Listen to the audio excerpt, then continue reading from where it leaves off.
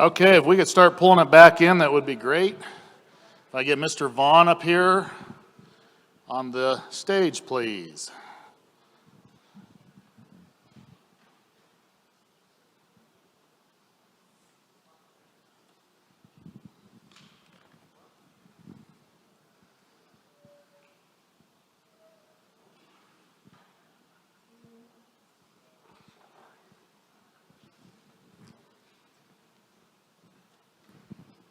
Okay, so real quick, this time is slated for our PSCS meeting.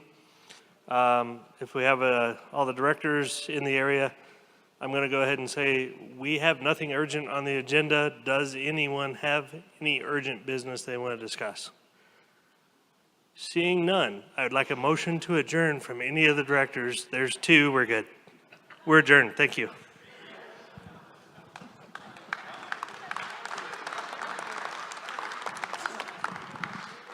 Did we record that meeting? Because I want to take that meeting back to RTD and say, this is how we need to do our meetings. That's my kind of meeting. Okay, so hopefully everybody enjoyed their lunch. I do want to say thanks to the food truck for not serving an abundance of turkey so that people don't fall asleep on us in the afternoons. Coming to us now is Tony Davis. He's going to talk to us about basic cyber hygiene. He's very, very skilled, actually very skilled about cybersecurity intelligence and analysis. So I'm going to turn the microphone over to him.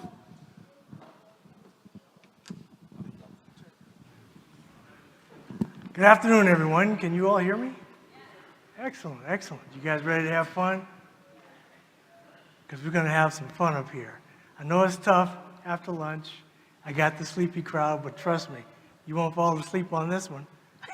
I got something in plan for you. Let's see here. So this is the clicker, huh?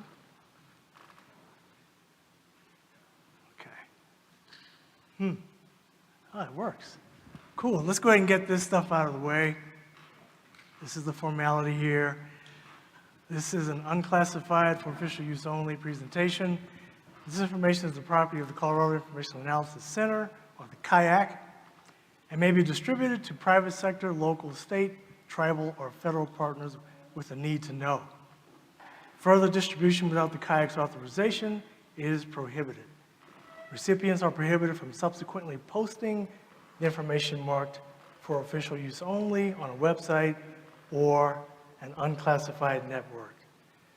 Now let's have some fun. So what is basic cybersecurity hygiene? In a nutshell, without all these words up here, it's just things that you do to protect not only yourself, but your organization. And we're going to get into some of that here on this slide. As you'll see, this is just a brief, high-level view of what that is. We're going to go into some other things as well. Now, I hope you guys are not using the same password on all the other sites you go to. Your financial website, your social security or social media websites, whatever else you do. Always change up your password, because the cyber threat actors out there, as we just demonstrated at the table over here, what they will do is they will hack companies that you do business with. And when we do that, we get passwords, user IDs, telephone numbers, addresses, email addresses, a whole bunch of stuff. So what do I do if I have all this data? Like I was about to explain back here before. If I want to do something to you particular, I'm going to do what's called reconnaissance on you. So I'm going to learn a whole lot about you. And now that I have password hashes from you, I'm going to take those hashes and run them against all the sites that you visit. Your financial institutions, your banks, social media, whatever that is.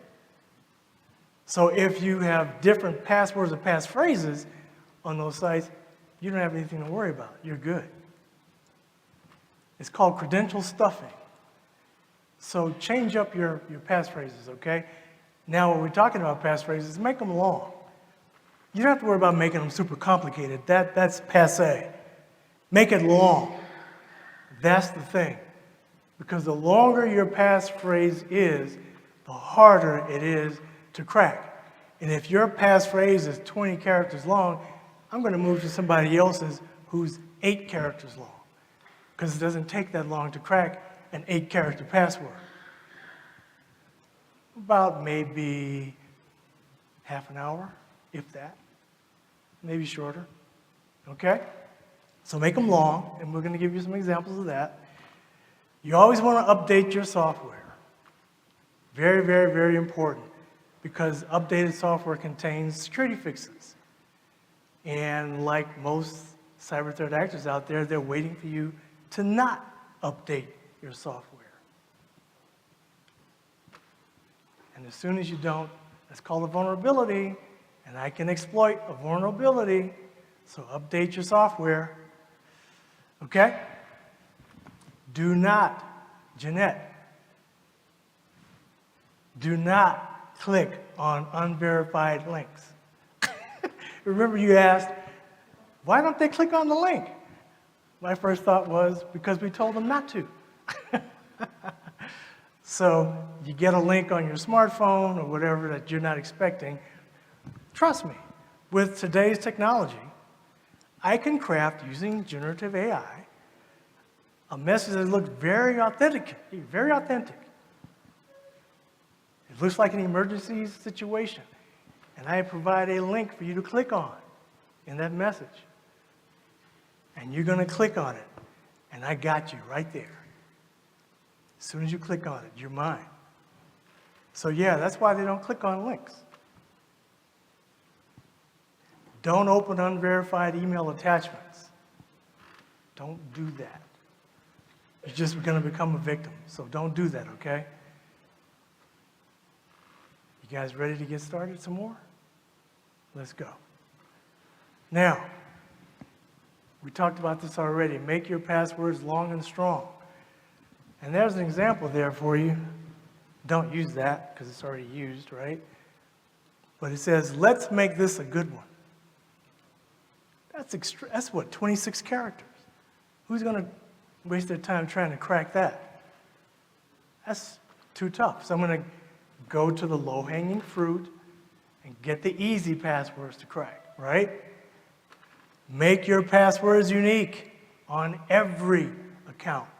Do not reuse your passwords. Every account, make it unique. Very, very, very important. And if you find it difficult to try to remember passwords or passphrases, use a password manager. That way all you need to do is remember one password, the password to get into your password manager. It's your password manager that's going to manage all your passwords for the websites you go to. So you don't have to worry about trying to remember what those are. Now here, I'm going to give you some examples here of actual email that has come to me. I'm going to show them to you so you can see how ridiculous they are. But what they'll do is they'll pretend as though they're something else. Say they'll pretend as though they're Comcast, okay, right? Or your bank, or Amazon. Because what you're going to see is from Amazon in your email. But you're not going to see the actual email address unless you do a little bit extra. Like with Windows 11, all you have to do is mouse over the email, the address, or the subject there, and it'll actually show you where it's from. But on older versions, you have to actually open the email message and see who it's from. But they masquerade as though they're from some of these places, and they're banking on making the message look so authentic, they're going to convince you that they're from Comcast or AWS, or I should say not AWS, but Amazon. I don't think most of you use AWS, or any of these other websites, right? Let's just go ahead and jump into some of these. Here's some. It says it came from annuities. But that's the actual email address right there. And in the body of that email message, you know they had a link for me to click on, right? I just laughed at them. So I decided to bring these here to show you, just so you can see what these guys are trying to do. Again, they're using generative AI to actually create the body of the email message to make it look authentic. So now, back in the day, you could spot them because the spelling wasn't quite right, the English was not quite right, and you knew this didn't feel right. So you knew it was a trap. But today, you don't have that luxury. These things look good. They look real good. So you have to do a little bit of extra work to verify whether or not it's authentic. It will say customer support or financial independence. You know, those are gotchas, right? This one here at the bottom, it says gummies. I really laughed when I saw that. Cheech and Chong hemp gummies. I'm like, first thing I said was, really? Seriously? You gonna try that? But anyway, that's the actual, so all that stuff in red is the actual email address that it came from. So you, again, have to do a little bit of extra work to make sure what you're receiving is authentic. Now, a lot of you use cell phones. I'm sure we all do, right? You have to be careful about this other thing called SMS phishing or smishing. So they will, unfortunately, send you a link on your cell phone. You click on it, and then again, at that point, you're a victim. But now the problem is I can install or download onto your phone special software that allows me to record everything it is you're doing. I can turn your camera on whenever I want to. I can turn your microphone on whenever I want to. I can essentially collect enough information to masquerade as you. So the next thing you know, I call your cell phone company and tell them I've lost my cell phone. And they issue me a new number in your name. Not good. So be careful, okay? QR code phishing, quishing. I was going to put a QR code up here on one of the slides just to see how many people would actually snap it with their smartphones. It was going to take you to an interesting website. No harm, it was just funny, but it's called Rickroll. Some of you heard of it. So we have this question in cybersecurity world, have you been Rickrolled? But you gotta be careful with QR codes. QR code means quick response code. Basically, it's just a URL in different format. So a lot of restaurants have QR codes instead of menus, right? It's fine if that QR code is underneath something like Formica or some sort of plastic cover, but if it's on the top of the table where you can put a decal on top of it, a QR code on top of it, if you ever see that, do not scan it. It's a trap, okay? You have to be very, very careful. You don't even, you go to a store, you'll see a QR code on a board, correct? Scan this code for this saving or whatever. But you don't know if anyone has placed their QR code on top of what the store is displaying. You have no clue. And you scan it, and at that point you become a victim. So you have to take care. You have to do extra work, right? Don't respond to a nefarious or a message you think is suspicious. Because if you respond, what does that mean? If I'm sending out a message to 1,000 people and I get one response, I know that that person is there now. Whether it's yes or no, I know you're there, which is not good for you, because then I'll do some other things. Again, the whole idea is to try to make you to become a victim. And the cyber threat actor is going to go for the low-hanging fruit. So if you make it difficult for someone, they're going to move on to somebody else. So if your passphrases are too long, they're going to move on to someone else. If you don't click on links and open attachments, they're going to move on to somebody else. But the problem is, If I'm a cyber threat actor sending out fake messages to 500,000 people, I have a question for you guys. How many does it take for me to be, how many clicks does it take for me to be successful? Go ahead, say it. Yeah. 1. That's all I need. So, how about this? If I'm able to get the roster for everybody who works in an organization, a company, and I send out a mass amount of email to everybody in that organization, how many does it take for me as a cyber threat actor to be successful? 1. And then that 1 means I have now a foothold into your organization. You don't want that. Very, very dangerous. So you're saying, yeah, you're talking all this noise. Show me some examples. You ready? Anybody heard of salt typhoon? Aha. Anybody heard of volt typhoon? Okay, cool. Yeah. Well, salt typhoon is not cool. In fact, I was working at AT&T when the federal government came to us and asked us to create these systems. And we made them so secure that the government couldn't get into them. And so they were saying, you have to create a back door so that we can do our law enforcement thing, right, whenever we need to. And we explained to them time and time again, there's no such thing as a back door.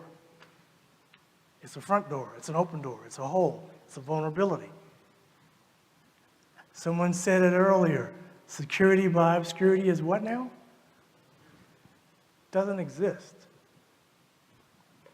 So what happened here is the PRC found those back doors. I'm sure you guys have heard about this case, right? It was all over the news last year. It looked really bad for us. They had access to everything. And when I mean everything, I mean everything. Compromised at least 9 U.S. telecom companies. AT&T, Verizon, T-Mobile, Lumen, just to name some examples. And the impact you can read for yourself. You guys know what call detailed records are, CDR, right? There's a lot of data in a CDR.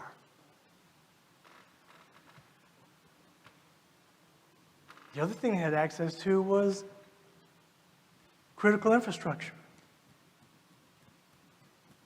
You guys, critical infrastructure. Intellectual property, IP. That's not for an IP address, that's intellectual property.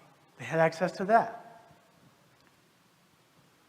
Not a good day for this country, not a good look.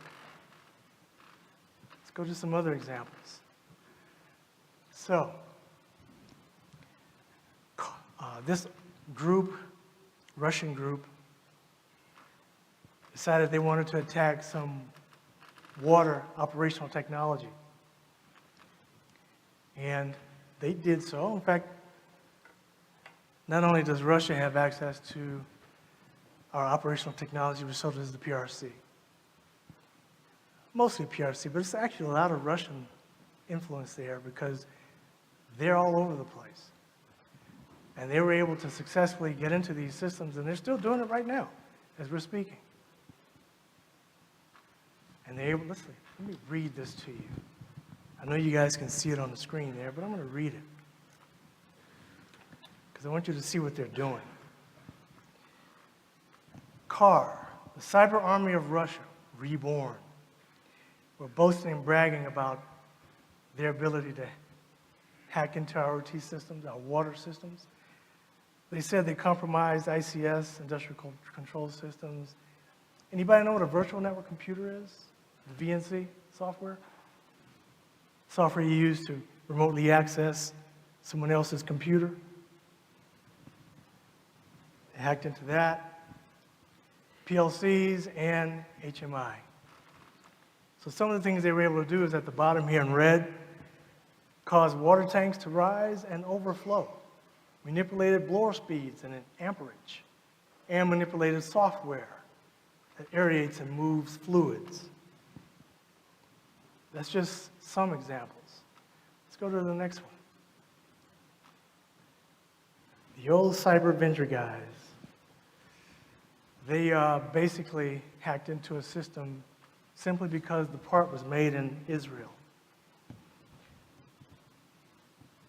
And some of the mitigations there on the bottom are very good. We've talked about some of these already, but they're saying here also harden your HMI, your human machine interface. Do not put your information, your PLCs and things like that, your HMIs, don't put them on the public internet. Put them behind a firewall. Like today, I saw a lot of great equipment up here earlier today being displayed. But one of my first questions was, this is excellent, but how is it being secured? Because that's the first thing I think about. Are you connecting it directly to the internet? Because if you are, that means it's accessible from the internet. And anybody here heard of Shodan? Oh, you heard all this stuff, huh? Okay. So just for your information, Shodan is a free tool available to anybody. This basically will let you see anything on the public internet. Anything. So some of this equipment that was being demonstrated, I was like, I wonder if I can go on Shodan, put in this model number, and see if it comes up with anything. If it's behind a firewall, I can't see it because it's not the public internet. But if it's connected directly to the public internet, again, that means it's accessible. So you got to protect this. That equipment is probably expensive stuff. So you need to protect it. You want to make sure it's there when you need it. And it hasn't been infiltrated by a cyber threat actor or a nation state, for that matter. So it's your job to protect it. So keep it off of the public internet. And again, take inventory of because if you don't know what you have, you can't protect it. So take inventory, make sure that if something is end of life, try to replace it as soon as you can. I know resources are a problem, I get that. But the bad guys know it too. So work within your system to try to replace it as soon as you can. Okay? And there's some other words there in terms of how to protect yourself and mitigate these kinds of operational technology threats. But let's move on, because I know you guys have questions as well. I've been asked many times, well, I use HTTPS on my browser. Why do I need a VPN? Can anybody tell me? Okay. Is HTTPS good? Absolutely. Will it secure your communications? Kind of. We'll get into that in a second. Will it protect your privacy? No. Will it protect your communications, your data transmission? Yes, but it depends on what you're doing. If you're working from a browser, the answer is yes. If you're texting or receiving email, the answer is no. HTTPS does not encrypt anything dealing with text or email. It only protects browser traffic, web traffic. Okay? So from your browser to whatever site you were going to, that's what it protects. That's it.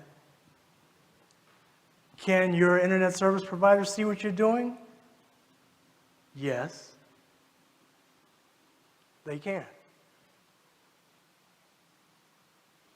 Everything you're doing, they can. There is no privacy with just using HTTPS. Does it protect from adversary in the middle attacks? It does. It does do that. I don't know if you guys know what that is. Basically, let me tell you how an adversary in the middle attack can work. Let's say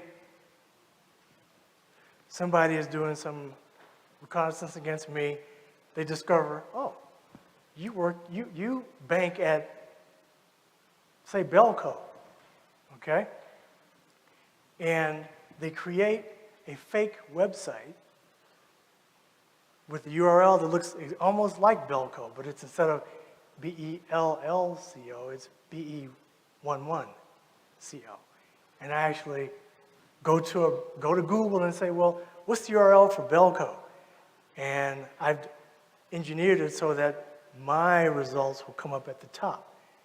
And you click on that link. Where do you think you're going to go? You think you're going to go to Belco? No. You're going to go to my website that I've created using artificial intelligence again to look exactly like Belco's website. Now what I'm going to do, so that you won't know what's going on, is I'll be sending your traffic to Belco's website. When you enter your credentials, your user ID, your password, I'm capturing that information. Adversary in the middle attack. So now later, I can replay that information and go to Belco myself, masquerading as you. Because not only did I get your credentials, but I got what Belco sent back was called a session key. That's very important. But I've captured it, so I can now masquerade as you. That's why you need a VPN. A VPN encrypts your entire network connectivity. Email, texting, web traffic. Let's go to the next page. Here are all the good things a VPN does for you. Can your internet service provider see what you're doing when you turn on your VPN? No, because the information is encrypted from the time it leaves your computer until it reaches the VPN server. Your ISP cannot determine what it is you're doing or where it is you're going. Security. Again, I just said, everything is encrypted. Public Wi-Fi protection? Absolutely. If you ever use your work machine or work computer from say a coffee shop or whatever, once you turn it on and connect to or even in an airport, say, once you connect to that Wi-Fi hotspot, the very next thing you must do, is enable your VPN. Because if you don't, everything you do is in the air, which means anybody can pick up on it. Anybody. And you don't have to work hard to do it. It's free. It's in the air. Protection from ISP, we talked about that. And again, it is encrypted. Now the encryption algorithms they use for VPN varies. You can get 192-bit encryption, AES, 256-bit, 128. So the number, you guys know what, like if I said AES 256, do you know what that means? You do? Okay, a few people. So the AES means Advanced Encryption Standard. The number following that is the length of the key in bits. And I'm going to show you another slide here that will tell you what 128 bits, how long is that? 192 bits, how long is that? 250, how many characters is that? So let's go ahead. A lot of people have been asking, from the CIAC perspective, what is whole of state? Again, I know you guys can read the slide, I get that, but let's just talk. There are a lot of critical infrastructure sectors out there, 16 to be exact. And all these different critical infrastructure areas, they know what their assets are, they know where they are, but nobody else does. So in the event of some natural disaster, say tornado, fire, flood, whatever, earthquake, you won't know if your asset is in trouble or not. So what we've been trying to do is work with all of the critical infrastructure partners and say, give us your data. Give the Colorado Fusion Center your data so that in the event of a catastrophe, we can display on a map that everybody has access to where this, what's going on, whether it's fire, flood, or whatever.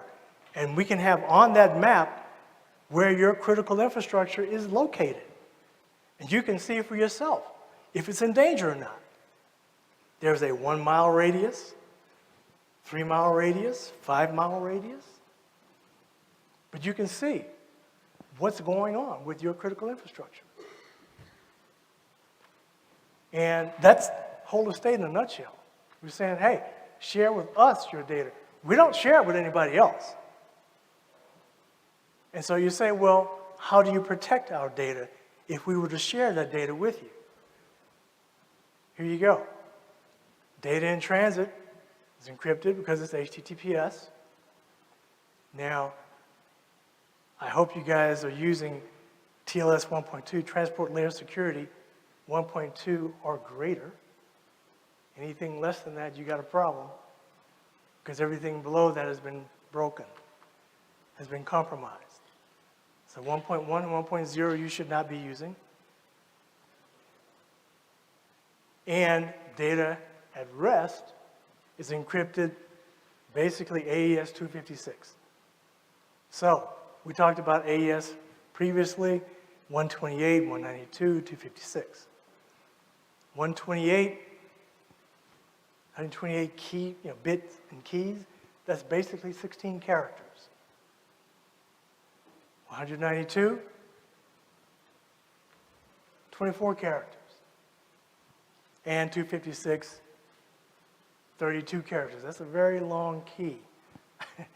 Again, all of those are really pretty strong, and cracking them is pretty darn difficult, even with a supercomputer.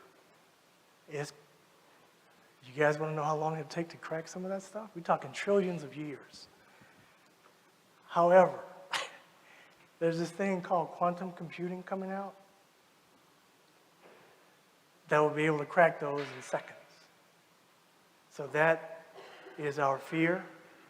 And just to kind of give you an idea, yes, we're using AES 256 and everybody's using all these super strong encryption algorithms. We're worried about the day when quantum computing becomes really real. I mean, it exists now. We're not to the point where we're really worried about it today. But people are basically cracking into all these different companies and government facilities, institutions, exfiltrating all of this data. They're not worried about trying to crack the passwords today. They're saving them to crack them tomorrow. So that is the fear. And so we're trying to work that out to see how we can mitigate that. And you say, well, who has access to my data? How is that managed? Role-based access, least privilege. That is best security practice, cybersecurity practice. It is highly, highly restricted. And like I said, we can't share that data because we're in a contract. When you share your data with us, that's a contractual obligation. That is highly, highly valuable data. We can't share that with anyone. If you ask us to delete it, we have to delete it. It is what it is. But when you share it with us, that's what we do with it. So we will have that information available so people can see, well, where's our critical infrastructure? Oh, it's in line, it's 1 mile out from this fire or this flood. Anyway, let's go to the next one. Now, this is something you guys need to do today if you haven't done it. Protect yourself. Freeze your credit now. Why do you need it unfrozen? Unless you're about to buy a house or a major purchase, like a car, an automobile or something. Otherwise, freeze it. If you need to make a major purchase, you can unfreeze it for 24 hours or 48 hours. But don't have it unfrozen sitting there constantly. Freeze it. Okay? Go to those websites, and they will walk you through how to freeze your account. Questions on that? Seriously, it's really important. Okay. What happened to my screen? Oh, wait, is that it? I guess that's it. So, here's some of the things that we offer at the CIAC. 10 minutes? Got you. We offer vulnerability assessments for free. We offer cybersecurity assessment questionnaires for free. Cyber awareness training for free. Incident response assistance. Assistance. We don't come in and fix it. We come in and help you fix it. Because there are some liabilities associated with, right now, with actually coming in to touch your keyboard. We can't do that right now. We're working on policy that will allow us to do that, but today we can't. And, of course, assistance with tabletop exercises. So all of these services are offered free of charge. So you should reach out and take advantage of it. A vulnerability assessment alone can cost you easily $25,000. We're offering it free. So take advantage of this free services. And lastly, here's how you can contact us if you need to. It's our email address. That email address will reach the cyber team within the CIAC. And I've got our website up there for the CIAC. Okay?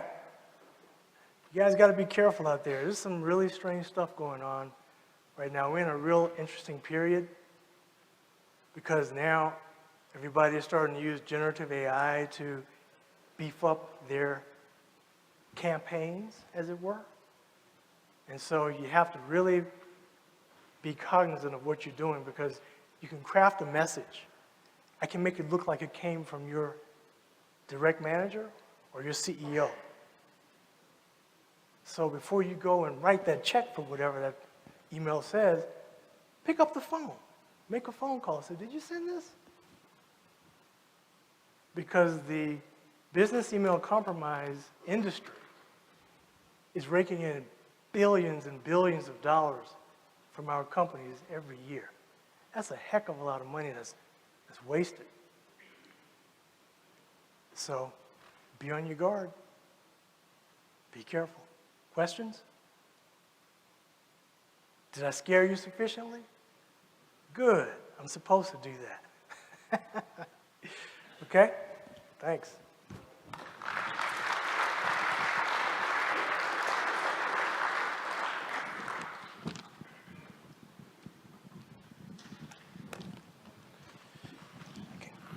Okay, keeping your system secure.